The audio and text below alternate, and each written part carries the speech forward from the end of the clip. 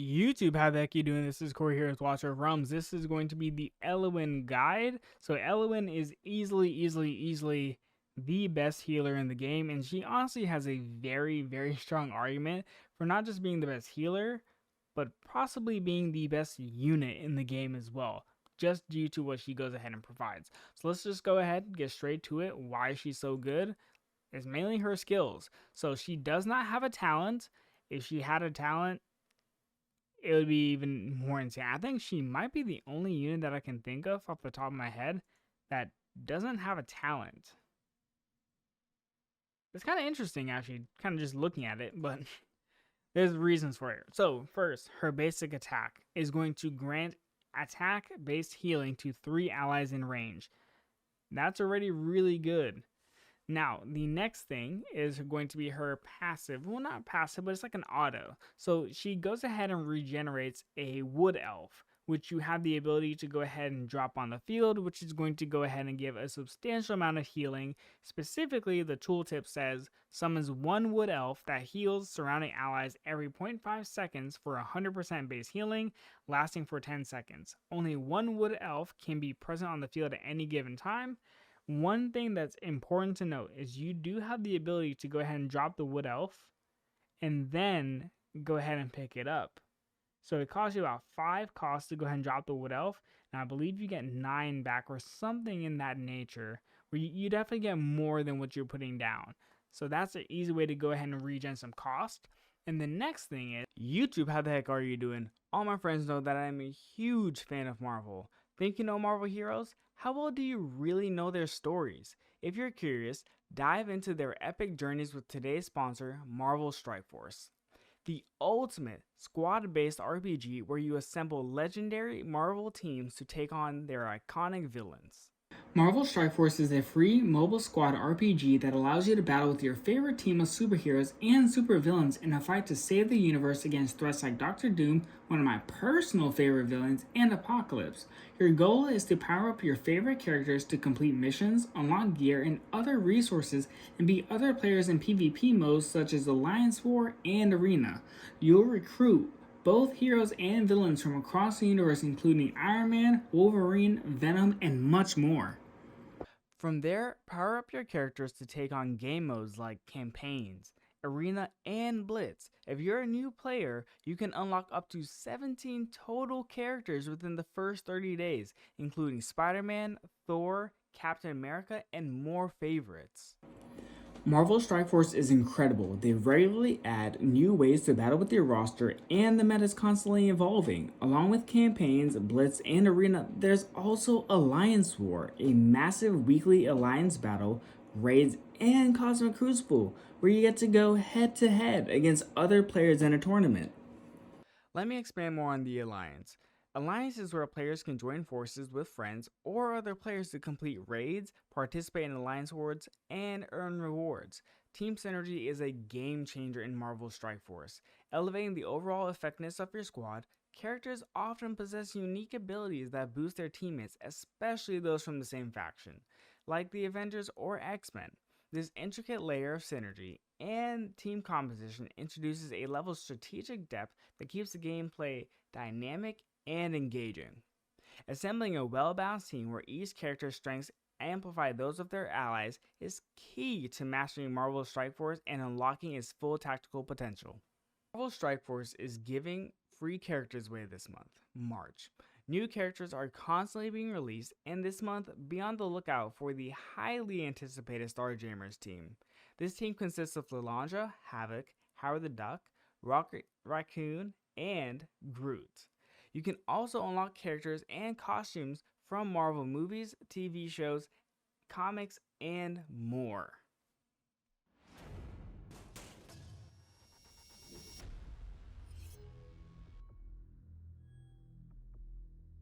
She has another auto, which is Nature's Favor, which applies rage regen to all allies on the battlefield every 3 seconds.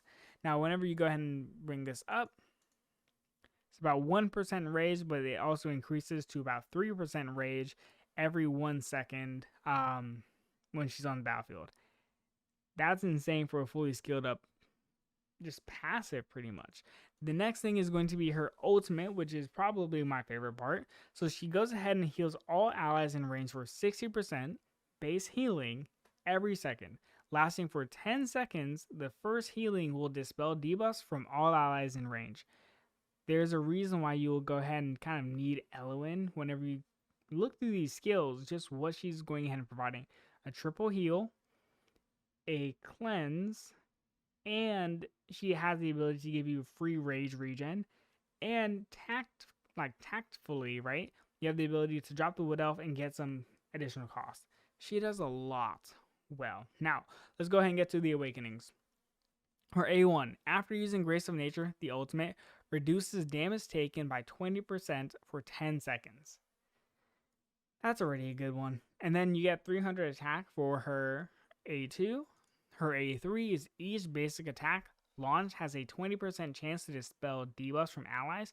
Remember, initially you only get the dispel from her ultimate.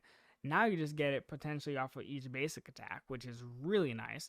Her A4 is a Rage Regen Auto +1, which is also really nice. And then the A5 is obtain a Wood Elf immediately after using Grace of Nature. So basically, whenever you go ahead and ult, you're going to get a Wood Elf. That's amazing. You go ahead and proc ult, all your allies are getting healed, take the Wood Elf, drop it. People outside of your ult range are also getting healed. It's just amazing. It's just a really, really good set of awakenings. Now, when it comes to the gear, you want to go ahead, and there's a very sweet spot, so I'm going to kind of outline it. You want to push as much attack speed as you can while maintaining about 130 to 180 healing effect. Honestly, 153 is a really good middle point. And then you want to also push as much attack damage as you possibly can. So what you're really looking for is a Warlord set in your left, or it's more than fine if you use Whirlwind as well if you're really trying to push that attack speed. But you want to go ahead with Warlord because you get the attack bonus, attack speed sub, healing effect, attack bonus. Perfect. The next one, attack bonus, attack speed, flat attack, that's more than fine. Even a healing effect would be fine. And then when it comes to your right side, obviously you're going to use Invigoration. It is the best set pound for pound when it comes to healers. So you're going to go ahead, attack bonus, attack speed, flat attack, healing effect. And you really want to just kind of get all of that as much as you can for every single piece. However, when it comes to your amulets, you honestly probably just want to go ahead and use an attack speed one so you can push as much attack speed, because that's also one of the other metrics that we're really trying to max out. You want to have as much attack speed and as much attack damage as possible. The healing effect is the cherry on top to make your unit as perfect as possible. So this is what we're rocking. Now, when it comes to the artifact, you really want to go ahead and use Golden Scarab. The reason being is because you're getting additional attack, which means your heals are going to do more, and rage regen increases by 50%, meaning you have a higher chance and frequency of going ahead and using your ultimate, which is also very, very important. That's what you're really looking for with Elowyn. Obviously, she's doing a massive amount of heals in general, but the more you're able to proc your ult, the better, especially for things like Titanic Ruins. So let's just go through where Elowyn is good. Everywhere. There's not a single place where Elowyn is necessarily bad, besides like maybe Codex is, because you can't really use her as or as good as a lot of other units. But pound for pound, she is probably the best unit in the game because she can be used everywhere. So only the things I can think of that she is excluded is Guild v Guild, but even then, right now, she has somehow found her way into the meta. Somehow. With the UOR teams, so can't even discount that. You'll see her in Gear Raid 1, you'll see her in Gear Raid 2, Gear Raid 3 she has some viability, Gear Dungeon 1 she's mandatory, Gear Dungeon 2 she's mandatory, Guild Boss 1 she helps with the Rage Regen strat, Guild Boss 2 she's basically the best unit because she has the cleanse and she can pretty much heal everybody. Where else? Artifact Material Raid, super valuable. She's able to heal the units, keep them alive, give them really good sustain. Void Rift, also amazing. There's just not a single place genuinely where Elowyn is a bad unit. So if you're going ahead and pulling her, congrats.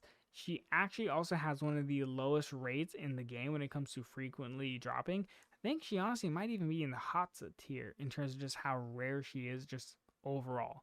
So unfortunately, she doesn't have a skin. However, we are going to go ahead and get a skin whenever this most recent anniversary comes up. So be on the lookout for that. That's honestly just all there is to her. She is just amazing as a unit. Best healer in the game. Just not even close. Also, if you're trying to swap, just really quick, if you're trying to swap artifacts because maybe you don't have a max out golden scarab, it is okay to use Taya's bomb and it's okay to use euphoric orb, but you're not going to get as many of the benefits as you would if you use golden scarab. See ya.